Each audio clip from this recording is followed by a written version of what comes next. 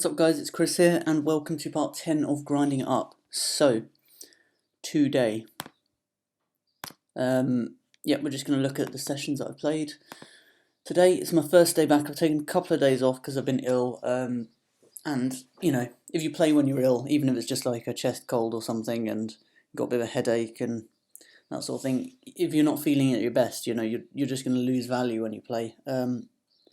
And I didn't want to hurt the challenge in any way, you know. If I played and lost $5, then that's $5 we've got to make back, and it might keep us at 2-0 for another couple of days.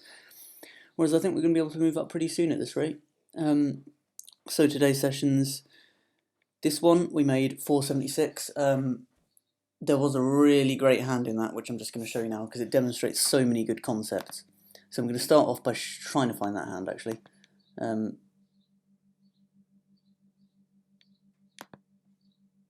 Might be a bit of a job to find it. Okay, we go like right, pocket fives. This one? Might have been that one. Yeah. When was that played? I think it was this one. Okay, so this is just a really great hand for demonstrating. So the things that this demonstrates are stack size and the importance of stack size, implied odds, pot odds, the use of the HUD and the stats that the HUD gives you, and how to set mine.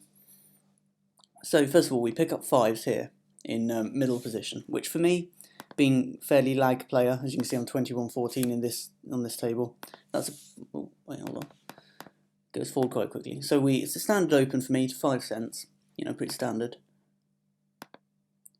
So this guy then 3-bets me to 15. Now the reason I call, usually in a normal stack game, calling 3-bets with pocket pairs out of position is a losing play, but if you look at how this guy's stats are, he's got 4, and this is over 85 hand sample, so it's, you know, it's usable. He's only played 4% of hands. That's 3 hands out of 84, and he's only raised 1, and his 3-betting percentage is 4 as well. So that tells me that this guy is purely, when he's 3-betting me, he's playing a range of aces, kings, queens, and ace-king. I wouldn't expect to see anything else there. I wouldn't even expect to see jacks here. So why would I call when I'm totally crushed by his range, you know? I have only like maybe 20% equity against his hand. Because, as you can see, we're both fairly deep stacked. I'm on 157 big blinds. He's on 186. Starting stacks were 100, that was the maximum buy-in, so we're both deep stacked. Because if I flop my set, he's most likely going to have an overpair to the board. Or, yeah, so, you know, or a top pair if it's ace-king and the ace or the king hits. So, I'm going to get his whole stack in there, and that's going to be fantastic, isn't it?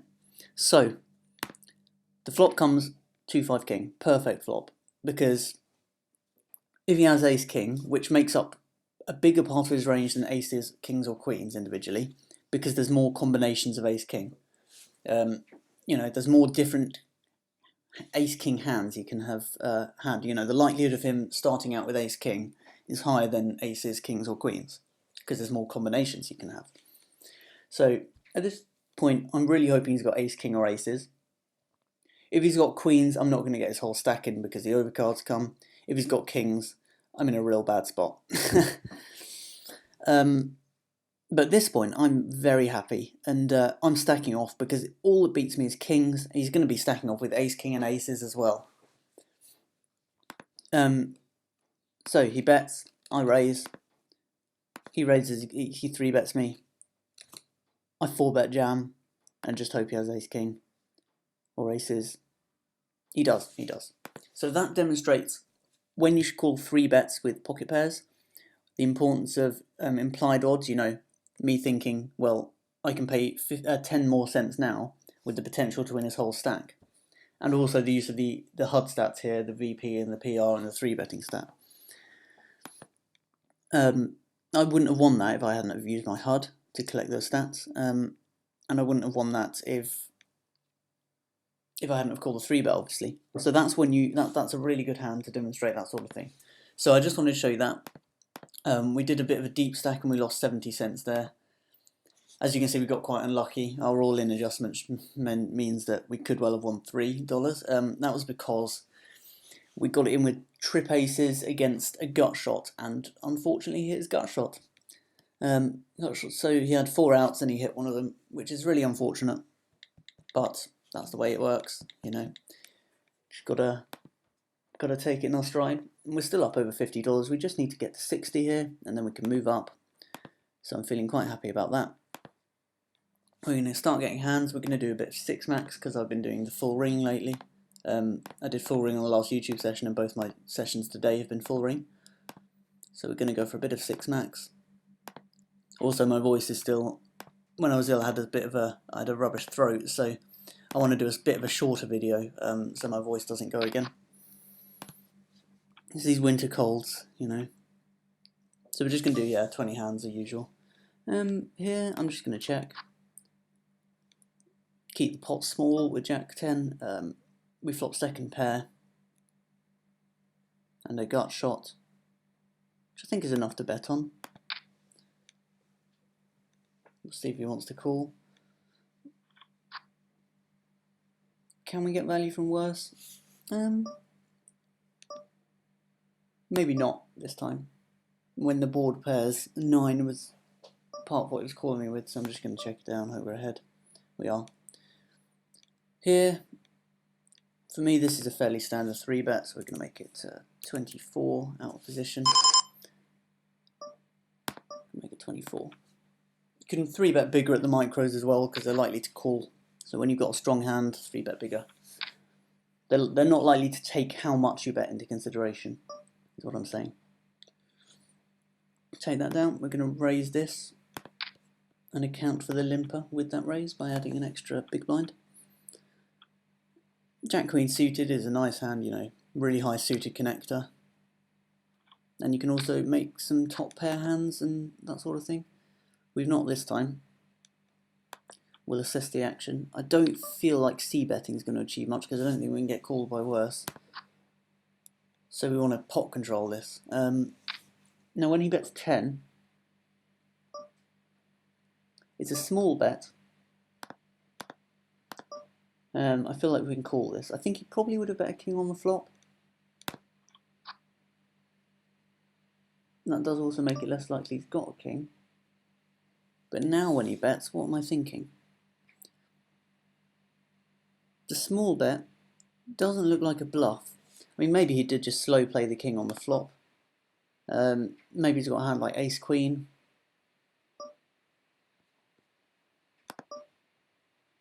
So I think we're going to fold that. We could have called, and I think we'd be ahead some of the time, but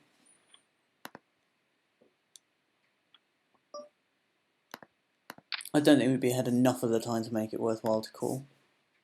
Because I think he does have a king a fair amount there. It's possible that he checked it on the flop, you know. There weren't that many draws out there, so slow playing a top pair would not be the play I would make, but it wouldn't be a bad play. Or it wouldn't be something that the microplayers don't do, you know, they would do that. That's why it's really tricky to play against them sometimes. Here we flopped a gut shot on a single tone board. We're not getting anywhere near this. Absolutely nowhere. I'm going to raise that.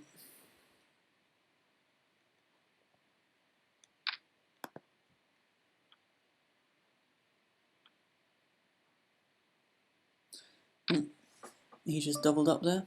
Okay, decent flop, but I really don't want to be seeing 3 other players in this pot.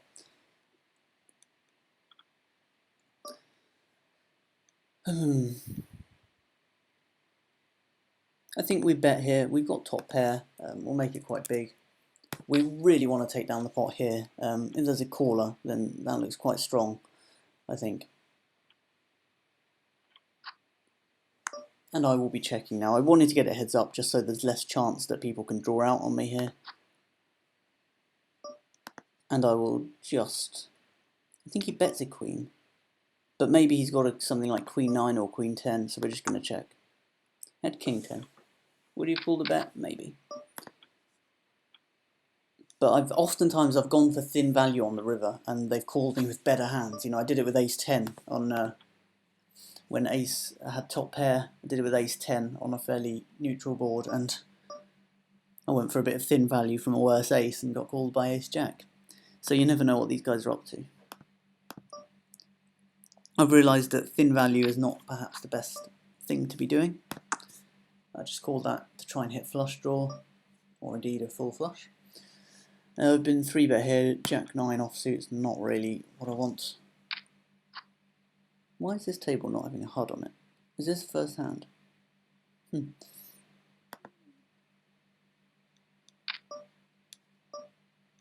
Fold that. I would have turned the nut flush draw. Yeah, we'll raise that. I think we're doing all right so far. Yeah, so someone on a forum, if you want to talk to me on a forum, 2+2 is a really good forum. I'm on that as Pokepedia, which is just a sort of name I've adopted for myself. And if you go to the grinding up challenge bit, you know, the Poke challenge section on that forum, my one's called something like, I think it was some sort of pun on the started at the bottom, now I'm here song. I think it's, yeah, couldn't quite remember what it was, but it was something like that. And you can get in touch with me there. And someone did, and they said this wasn't a hate comment. Oh, wait, hold on. This wasn't a hate comment or anything. It was just like, I need to think about this. This is a really horrific spot. Someone could have flopped a straight. If they flopped a straight, power to them. I think we're against mainly draws here. So we're going to make it big, give them completely the wrong price to call. And I wouldn't be sad to take it down right here, but we've got an insta-call. I'm not liking a lot of turns here. That's one of them. That's another nice turn. I'm going to be folding to a bet now. Oh, and that's just grim. Oh, wait, no, it's not. We've got a full house.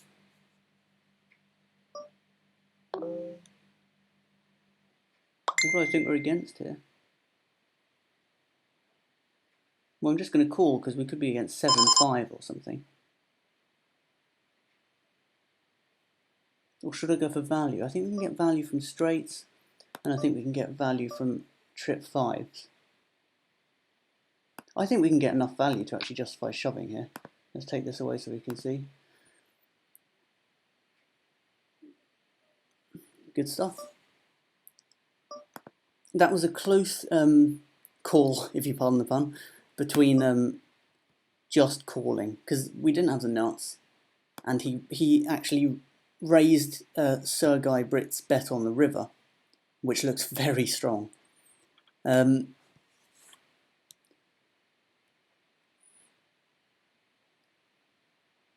was just very surprised he didn't bet on the turn. I mean, I was worried about a better full house because he didn't bet on the turn when he actually made the straight.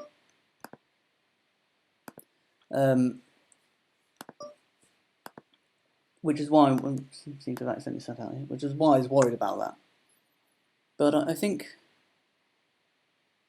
yeah, shoving was definitely the best play there. Never be results orientated. You know, even if you win, you've got to think about whether you made the right play and whether you winning was, you know, just a coincidence or whether that was the expected outcome of that play. I think shoving was the right play. We could get value there from straights, who thought they're the nuts. And that sort of thing. Naturally very happy there to take that down there. Got a very big pot there, nearly $4, which is excellent.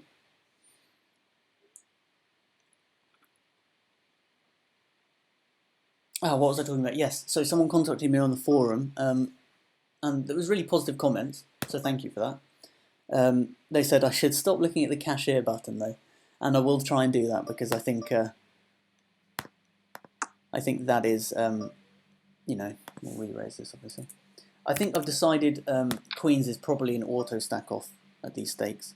I'm not happy about stacking off, but I think it's probably an auto stack off. Ow! I think we're c-betting this. I don't like it. Again, it's a really nasty situation, but we'll c-bet. raise this. When he calls, I'm done. I'm done. If he bets, I'm definitely done. Can't get attached to big hands. Bye-bye.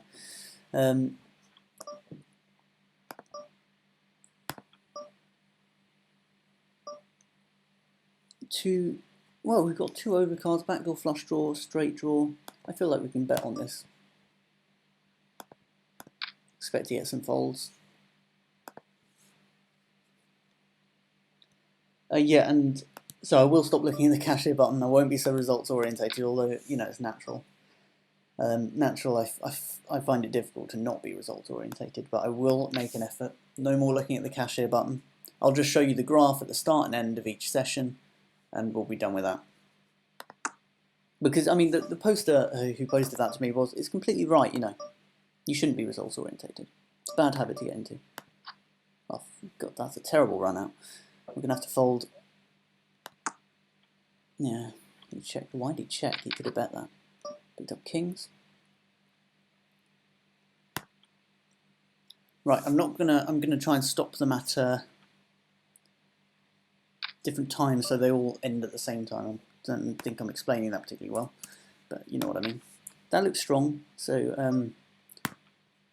I think we can get value out of worst, and if he's having aces, then yeah, he's got us done. If he 4-bets me, I'll be upset. No, I wouldn't be that upset. Could have actually raised that, I think, but I felt like I've got quite a loose image on this table because of how many hands I've picked up. So I don't want to push my luck by playing marginal hands. Yeah.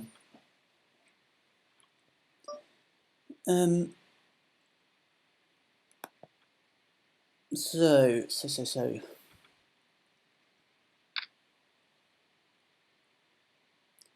We'll stop that. Yeah, there was also a question on the forum, which I've now forgotten, but I'll go and look it up in this video and then I'll answer it because the guy who asked it, I remember someone asking me to talk about something in the video and I actually forgot to write it down, so I'm sorry about that, but I will check out the forum after we've finished playing. I'll check out the forum and we'll see what it was. And I'll answer it to the best of my ability. I also posted on that forum, you know, I feel like I'm a pretty successful player, and I do a bit of teaching. I teach football or soccer if you're in America, and I've also I've taught French in schools and stuff before. And you know, I thought, why don't I teach poker? It's a really great thing, and we've got a really low flush here, so I'm just gonna check.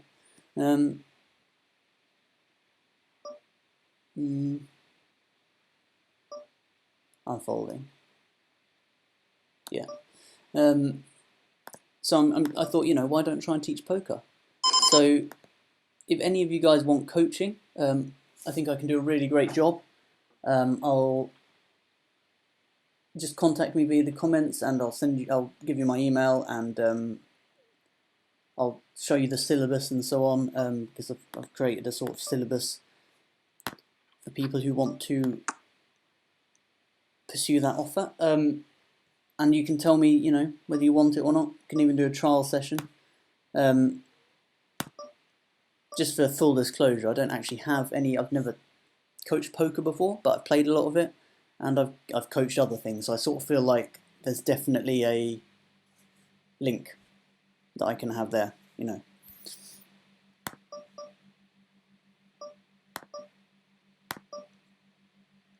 But the last thing I want to do is rip anyone off. So yeah, we can do like a practice session if you want, and we can see how that goes, and then if you're happy to continue, we can sort out a rate and that sort of thing.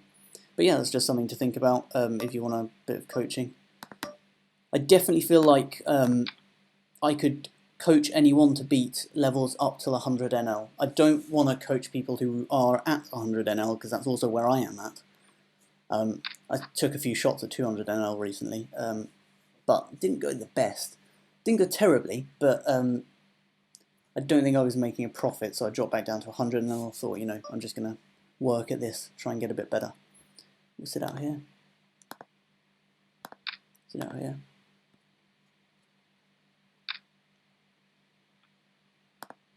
Is it out here? Yeah, so contact me if you are interested in that, I suppose.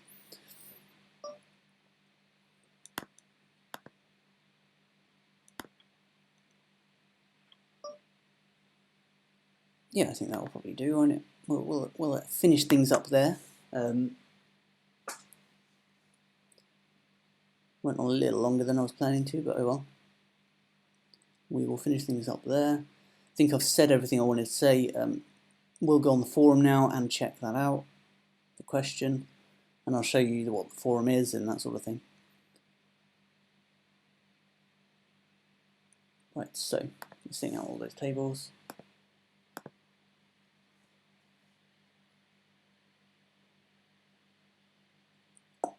Come on.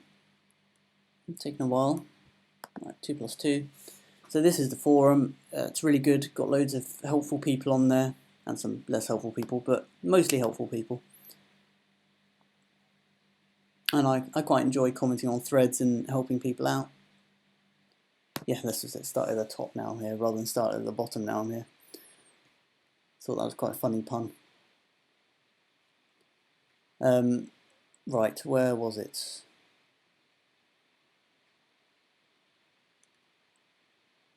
So this guy suggested I could do a post or video after each limit talking about how you found it and what strategies, adjustments you made to beat it. I will do that. That's a really good idea. So we'll expect one of those as soon as we move up to 5-0. Oh yeah, this was what the guy asked. Okay. 6 max positional stats. We can do that. Right. How many hands have we actually done here? 50. We've done another 62, 72, 83 hands.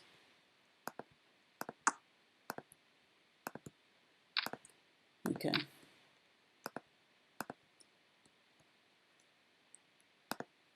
Okay, so 6 max positional stats. We can do that for sure. Stop getting hands. Done nearly 10k hands now. That's nice. Profit of 114. Oh, that's including the deep stack table. So I actually made like a stack of that last one, which puts our profit at 52.47. Doing real nice. 6 max positional stats. Right, bear with me a sec. I don't actually know how to do this. I think I do actually. Right, so if we go to stake position, how do I filter this? Is there some way I can filter this? There it is up here. All games, Hold'em, obviously. Dates, all stakes, here we are. Okay, so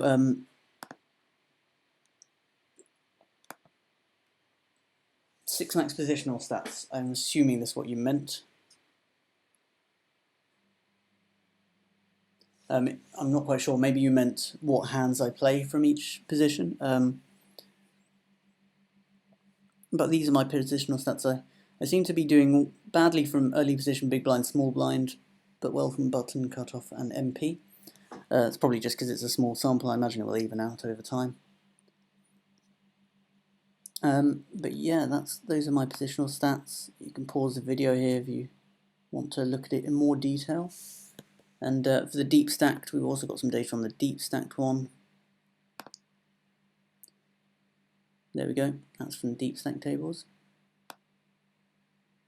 Now, in case you meant, I'll also show the other one. In case you meant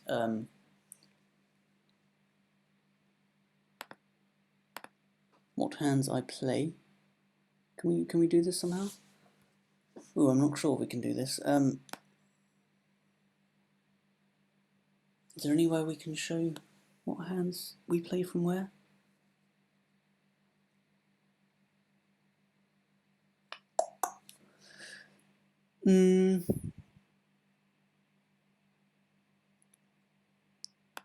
Not actually sure there's a way we can do that. Can we do this? Oh, this is a cool feature. Never looked at this before.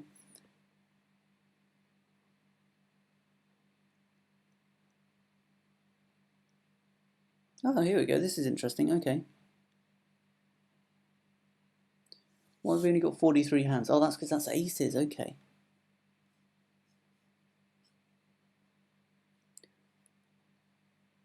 Right, I'm trying to work out what all these numbers mean.